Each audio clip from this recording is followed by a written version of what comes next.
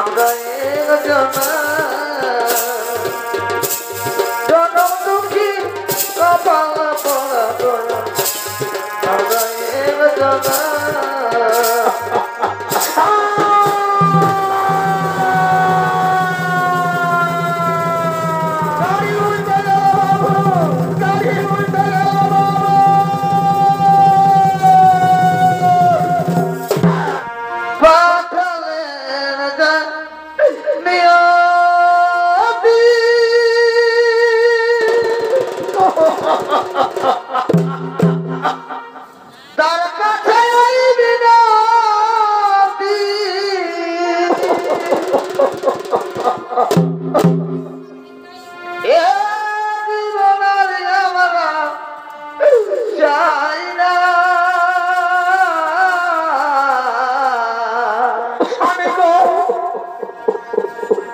জীবন মানে তো যন্ত্রণা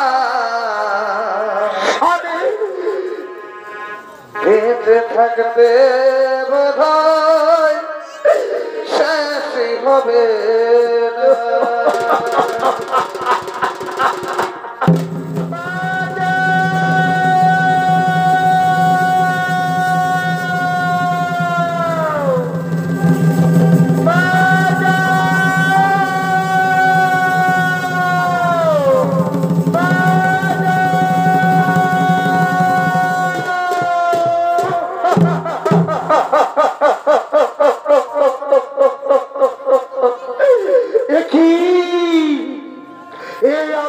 কোথায় এত স্বর্গপুরী নয় এ যে মর্তধাম কোথায় গেল আমার বস্তু কোথায় গেল আমার শক্তি না না না জল পিপাসায় আমার মুখ শুকিয়ে যাচ্ছে এদিকে সূর্য মুক্ত হতে চলেছে আমি বড় ক্লান্ত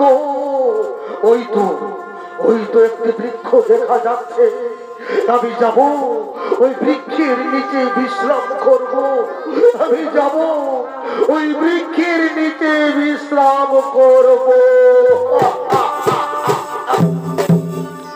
এদিকে ইন্দ্রদেব নিরুপায় হয়ে দিশাহীন মতহীন ক্লান্ত হয়ে বৃক্ষের নিচে বিশ্রাম নিচ্ছে আর ওদিকে স্বর্গপুরী থেকে সখী দেবী ও তার একমাত্র ছেলে জয়ন্তকে নিয়ে এই মর্তধামের দিকে আগমন করছে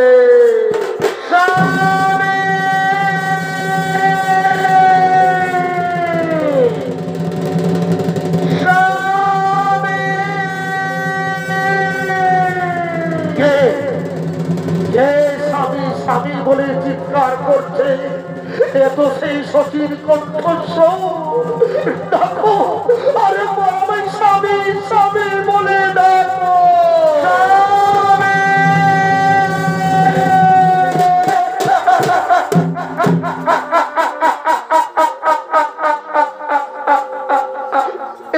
সচিরে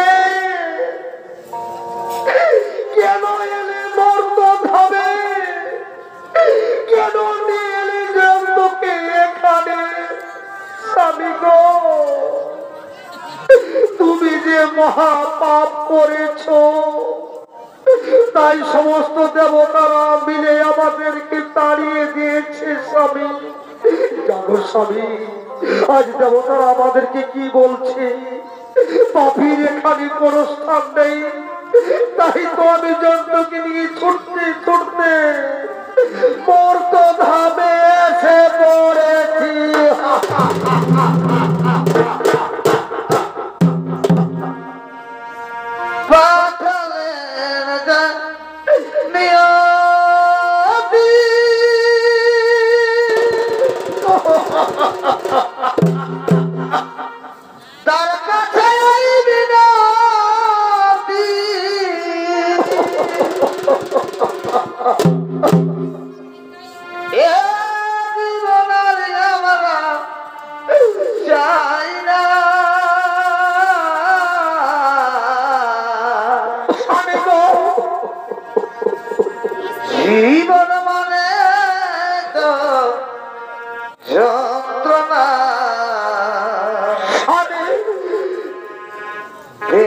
থাকতে বোধহয় শেষ হবে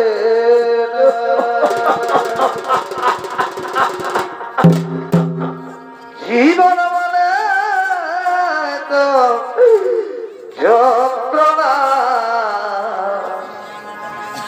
বেঁচে থাকতে বোধহয় শেষ হবে না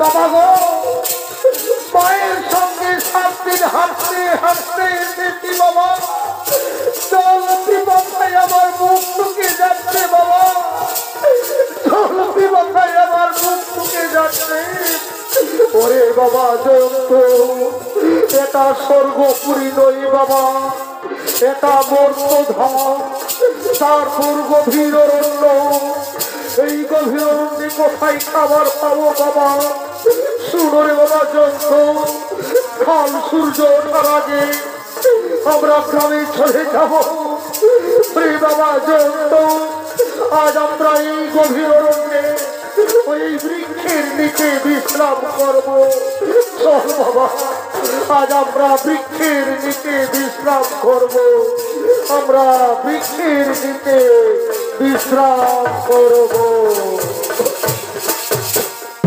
আজ অসহায় ইন্দ্রদেব ও শচী দেবী একমাত্র ছেলে জয়ন্ত জল পিপাসায় অনাহারে গভীর অরণ্যে বৃক্ষের নিচে বসে আছে আর ওদিকে সর্বনাশ হয়েছে ব্যবসায়ীর যারা এক দেশের মাল অন্য দেশে নিয়ে যায় এক রাজ্য থেকে অন্য রাজ্য নিয়ে যায় সেই ব্যবসায়ীর গরু অসুস্থ তাই এই ব্যবসায়ী কি করেছে নকরের সন্ধানে এই গভীর অরণ্যের দিকে আগমন করছে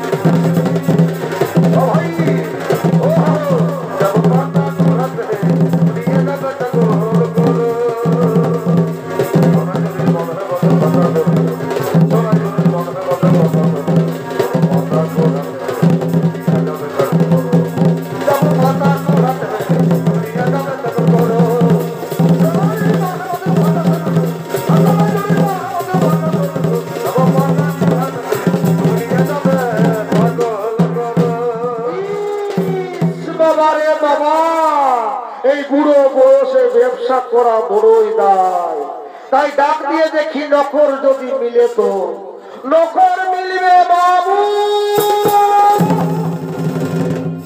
না এদিকেও নেই নকর মিলবে বাবু সচিরে স্বামী গো তুমি হঠাৎ চমকে উঠলে কেন স্বামী সচিরে কে যেন নকর নকর বলে চিৎকার করছে চলো তো সচি ওইখানে যাই চলো না সচি তার কাছে যাই বাবু বাবু গো তুমি নকর নকর বলে চিৎকার করছিলে না বাবু তোমার কাছে আমরা নকর খাটবো বাবু বলো বাবু আমরা কি কাজ করব আমরা তোমার বাড়িতে নকর খাটবো বাবু ওরে বাছারা তোরা নকরের কাজ করতে পারবি আমি ব্যবসায়ী লোক আছি আমার দুটো গরু অসুস্থ হয়েছে বোঝাই করা মালের গাড়ি তাই গরুর বদলে তোমাদেরকে গাড়ি টেনে নিয়ে যেতে হবে ঠিক আছে বাবু ঠিক আছে বাবু আমরা বোঝাই করা মালের গাড়ি গরুর বদলে আমরা ধীরে ধীরে টেনে নিয়ে যাব বাবু চলো বাবু তোমার গাড়ির কাছে আমাদেরকে নিয়ে চলো চলো বাবু তোমার গাড়ির কাছে আমাদেরকে নিয়ে চলো চলো বাবু তোমার গাড়ির কাছে আমাদেরকে নিয়ে চলো। তাই মাননীয় দর্শক মন্ডলী, ব্যবসায়ীর বোঝাই করা মালের গাড়ি গরুর বদলে একদিকে ইন্দ্রদেব আর অপরদিকে সখী দেবী ও পিছনে একমাত্র ছেলের জন্ত।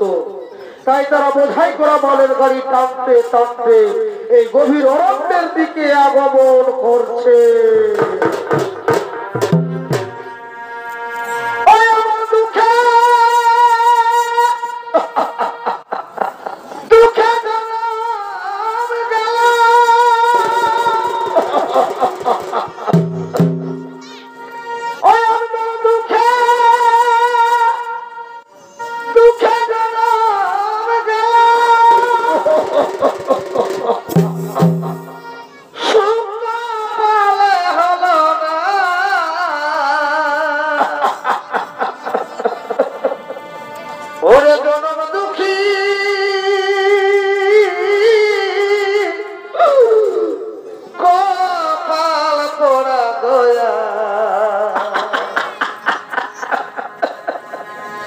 আমরা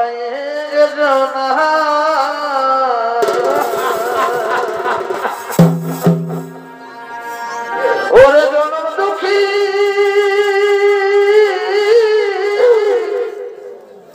কপাল পড়া দয়া আমরা জনা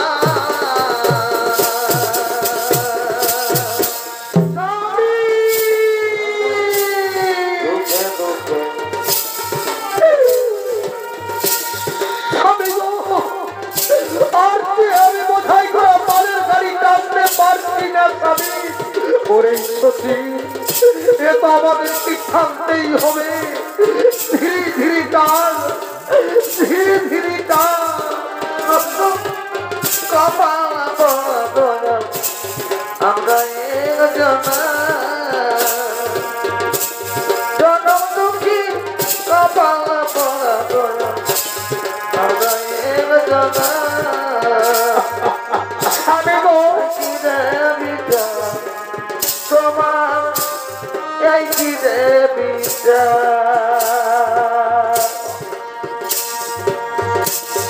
এই কি রে বিচার, তোমার এই কি রে বিচার। আমি গো আমি আর বোঝাই করা মালের গাড়ি আর টানতে পারছি না জানি, আমি আর পারছি না। ওই আমরা কোন পাপি রে, ওই আমরা কোন দাপি রে, এই কি রে বিচার দয়া, এই কি রে বিচার। হে মহামান্য দর্শক মন্ডলী, যে শনিদেবের কথায় দেবরাজ ইন্দ্র যে পথে আগমন করেছে সেই পথে শনিদেব কাঁটা বিছিয়ে দিয়েছে, তাই আজ দেবরাজের পায়ে কাঁটা ফুটেছে।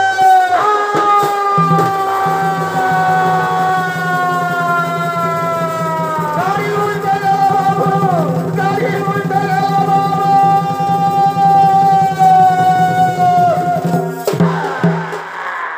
ওই শয়তানের দল, তোমার পায়ে কাঁটা লেগেছে বলে আমার বোঝাই করা মালের গাড়ি এত বড় সর্বনাশ করে দিয়েছিস। ওরে ভাই কাঠুরিয়ার দল, তোরা তাড়াতাড়ি ছুটে এসো।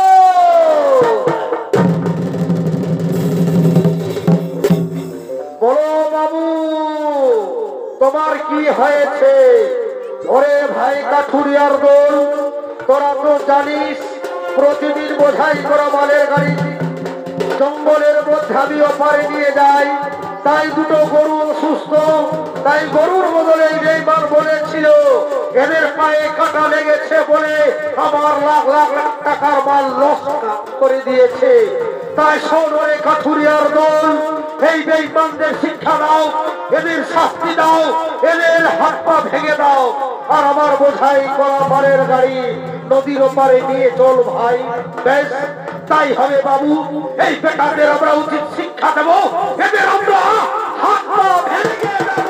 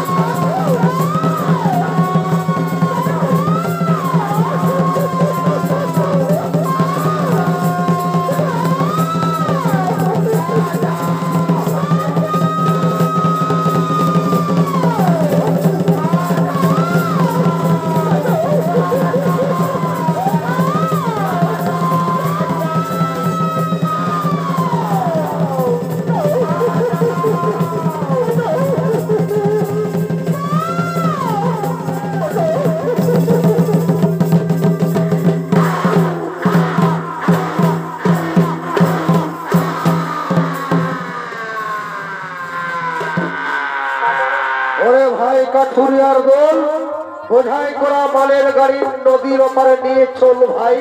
ঠিক আছে বাবু, বোঝাই করা মালের গাড়ি নদীর ওপারে আমরা পৌঁছে দেব। ধর ভাই ধর, আর দেরি করিস না, চল আমরা বোঝাই করা মালের গাড়ি নদীর ওপারে পৌঁছে দেব। চল ভাই চল, আর দেরি করিস না, চল চল ভাই চল, আমরা বোঝাই করা মালের গাড়ি নদীর ওপারে পৌঁছে দেব।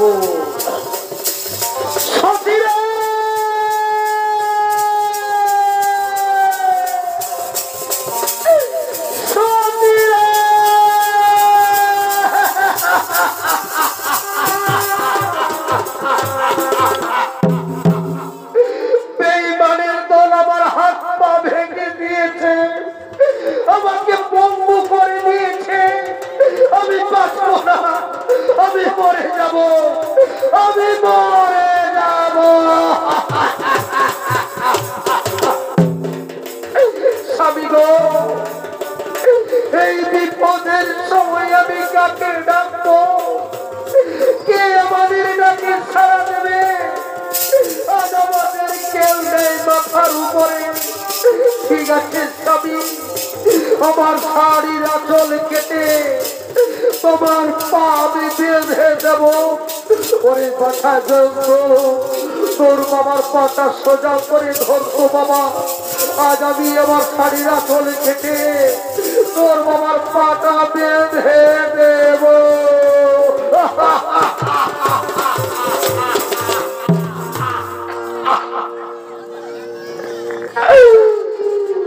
কোন কোন মানে কি ছবি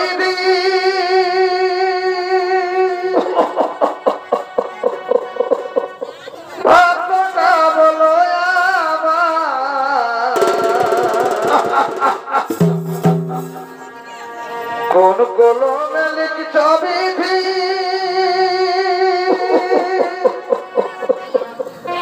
ভাগ্যটা বলো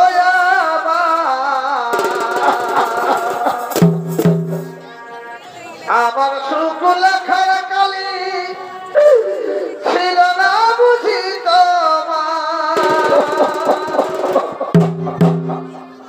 দু চোখেতে কোথা থেকে আসে তো এই জীবনে এত দুঃখ কেমন সইব কেমন সইব।